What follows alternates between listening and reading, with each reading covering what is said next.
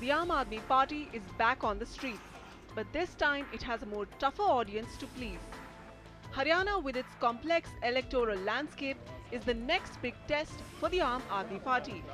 Yogendra Yadav, a son of this soil and the Aam Aadmi Party's candidate from Gurgaon district, is trying to reach out and be relevant to both the rural and the urban voter. And the one issue the Aam Aadmi Party knows finds resonance with both constituencies of Gurgaon is the free rein given to the real estate sector by the incumbent state government. This is a property dealers government. I mean, it's not that the government acts on behalf of property dealers. The politicians themselves are property dealers. The whole thing is a land scam. Holding Nukkad Sabhas across the heartland of Haryana, like the one behind me, the Aam Aadmi Party is focusing on spreading one message, that of change. Their agenda to appeal to the rural voter and to fight the incumbent state government is to highlight issues of forcible acquisition of land and the unequal distribution of development across the state. While fighting corruption and communalism are the obvious issues on top of AAP's agenda for Haryana, corruption in land acquisition is being heavily raked up by Yogendra Yadav and his comrades on ground. From the bureaucrat to the builder, Yadav says that the AAP will probe all who are guilty of irregularities in real estate dealings. A system of land audit will also be established to bring in more transparency. When acquiring land, government resorts to all kinds of dirty tricks. Just the other day I realized that the government is acquiring land for this rapid metro transport. Now for that, the government has acquired land, has issued notification, they say in the month of January, which is dated 31st of December, just to ensure that it doesn't fall under the new law.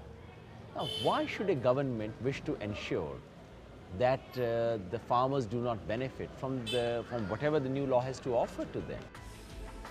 Few hours north from these dusty villages, into the skyscraper city of Gurgaon, the election pitch changes.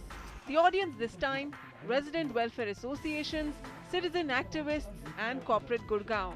Sensing the pulse of the urban voter of Gurgaon, issues of traffic mismanagement, environment degradation, water and power supply, affordable housing for all, and the crumbling infrastructure in residential areas are being highlighted by the party.